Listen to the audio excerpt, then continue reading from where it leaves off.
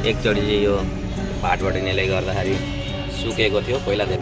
यो चाहिँ दमक बजार हो, दमक बजार आइपुग्यो। ल साथीहरू, आज चाहिँ अब लाग्यो काममा।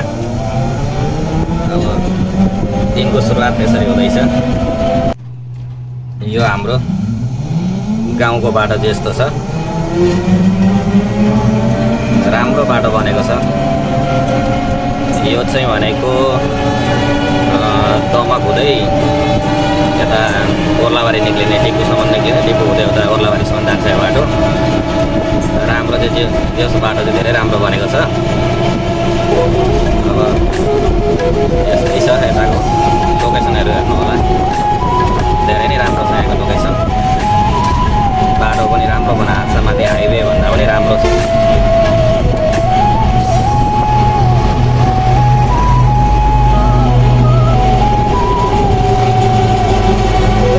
यतातिरको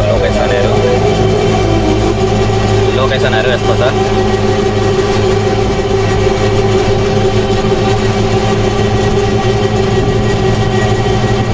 यस अहिले यसलाई चाहिँ भाइरल रोड भनेर चिनिन्छ।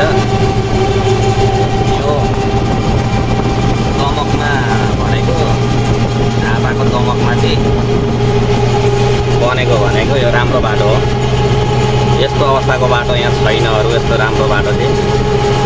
त्यही भएर पनि यसलाई भाइरल रोड भन्ने गर्छन् र मान्छेहरू पनि आउने गर्छन्। धेरै टाढाबाट बाटो हेर्नको लागि पनि आउने धेरै नै छन्। त्यस्तै छ।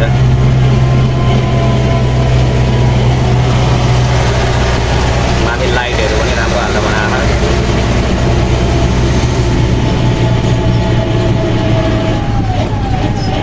ल हेर्नु होला लोकेसन। यो चाहिँ दमक बजार हो, दमक बजार आइपुग्यो।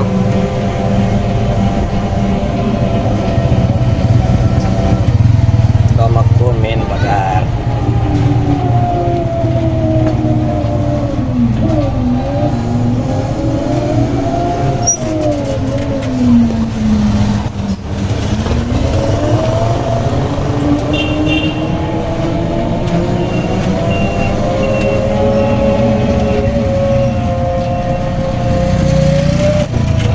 दमकको मेन बजार।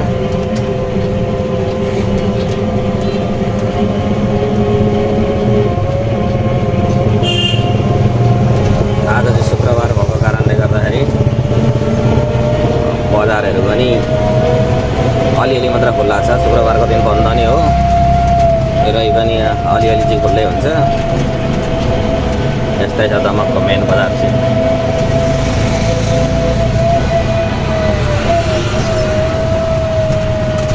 धेरै ज्यादा सटरहरू बन्दैछ, अलिअलि मात्र खुल्ला छ।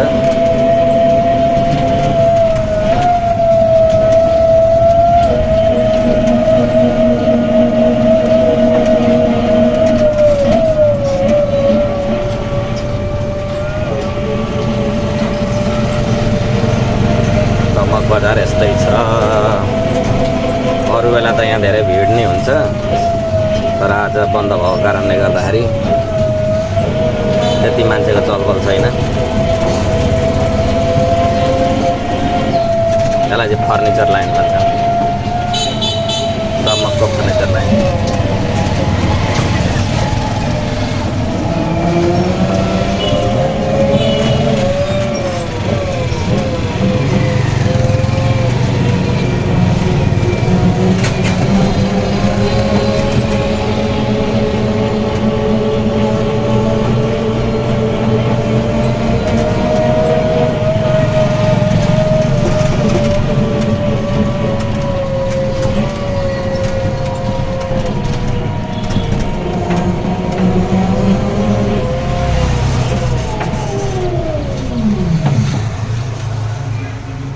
दमक बजार।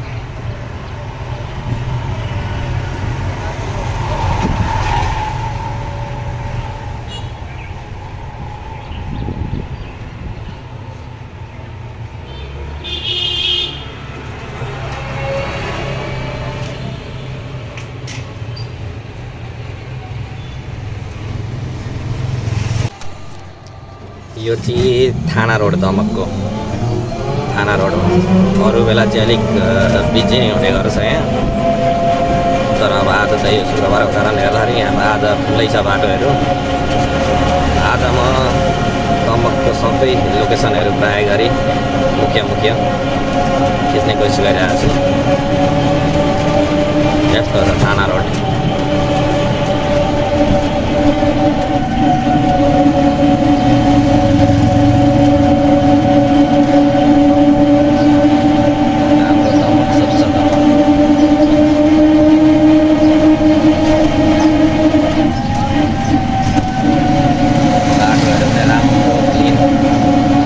देखिन्छ बजार भइकन पनि।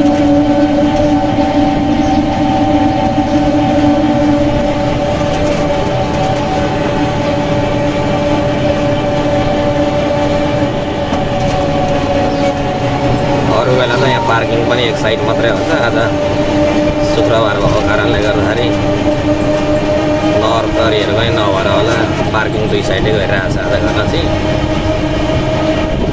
तर त्यस ठिक छ, सफा छ बाटो।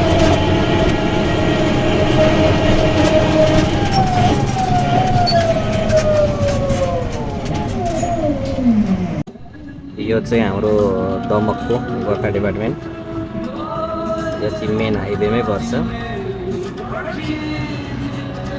ठुलो छ दमककै ठुलो डिपार्टमेन्ट।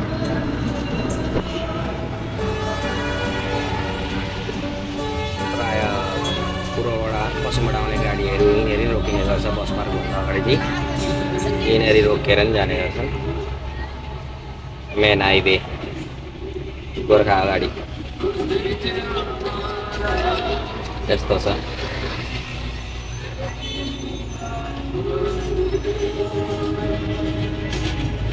यतै हुने साथीहरूलाई त थाहा छँदै नै छ। अब दमकदेखि बाहिर हुने साथीहरूलाई चाहिँ दमक कस्तो छ भन्दाखेरि गोर्खा डिपार्टमेन्ट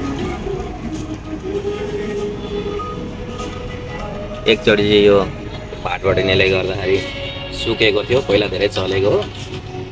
अहिले फेरि भाटबढी बन्द भएको कारणले गर्दाखेरि त्यो जयन्ती आन्दोलनले गर्दाखेरि अहिले आगो लगाएर चाहिँ बन्द भएको छ।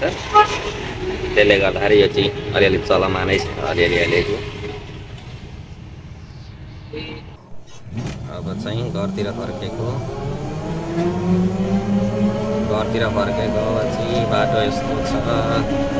दिउँसो भन्दा पनि रातिको राम्रो देखिँदैन। राति एकदम राम्रो देखिन्छ यो बाटो। अघि जाँदाखेरि उज्यालोमा थियो, अहिले चाहिँ अब आउँदाखेरि रातिको सिन चाहिँ यस्तो छ।